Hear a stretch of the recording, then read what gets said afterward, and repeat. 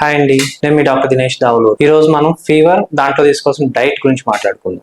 చాలా మంది పేషెంట్స్ వచ్చినప్పుడు ఏం చెప్తారు, బాబుకు చాలా హై గ్రేడ్ ఫీవర్ ఉంది డాక్టర్ గారు, ఏం తినట్లేదు, డల్ అయిపోతున్నాడు. సో ఆ టైంలో మనం ఏం చేసుకోవాలి? ఫస్ట్ థింగ్, ఫీవర్ లో hydration is very important. As we discussed earlier, plenty of water తీసుకోవాలి. వాటర్ కానీ, కోకోనట్ వాటర్ కానీ, ఏదైనా ఓఆర్ఎస్ కానీ, ఏదైనా ప్లెంటీ ఆఫ్ లిక్విడ్స్ తీసుకోవాలి. So that body should be hydrated. Fever అప్పుడు బాడీ టెంపరేచర్ పెరుగుతున్న వల్ల బాడీలోని వాటర్ కూడా ఎవాపరేట్ అయిపోతుంది. సో దాన్ని రీప్లేస్ చేయడానికి plenty of liquids. Second thing, diet wise simple soft diet ఏదైనా పెట్టుకోవచ్చు. లైక్ ఇడ్లీ, రసమన్నం, మజ్జిగన్నం, అట్లా అన్నం కూరలు కూడా కొంచెం తేలికపాటి ఫుడ్ ఏదైనా హెవీగా లేకుండా పెట్టుకోవచ్చు.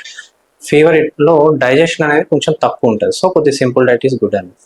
అండ్ సూప్స్ ఇచ్చుకోవచ్చు. లైక్ వెజిటేబుల్ సూప్ కానీ, బోన్ సూప్ కానీ, ఇట్లాంటివి కూడా ఇచ్చుకోవచ్చు. పిల్లలు టేస్ట్ వైజ్ బాగుంటుంది, they will take it. Third point, when to give. General గా పొద్దున, మధ్యాహ్నం, సాయంత్రం లాగా రెగ్యులర్ టైమింగ్ లో డైట్ ఇవ్వకూడదు. ఎప్పుడు ఫీవర్ తగ్గి బాబు కొంచెం యాక్టివ్ ఉంటాడో ఆ టైంలో ఫుడ్ పెట్టుకుంటే they will cooperate with you. Complete diet తీసుకోవాలని ఎక్స్పెక్ట్ చేయకూడదు.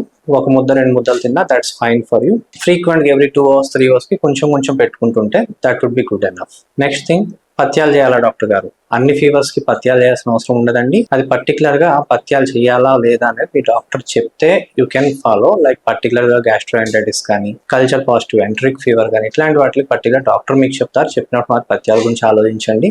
Otherwise in general rule, fever తగ్గిన 2-3 days కి మీరు అన్ని తినేసేయచ్చు. 1 month 1 week ఆఫ్ పథ్యాలు చేయడం అట్లాంటివి ఏమి ఉండవు. Hope it will be useful. Thank you.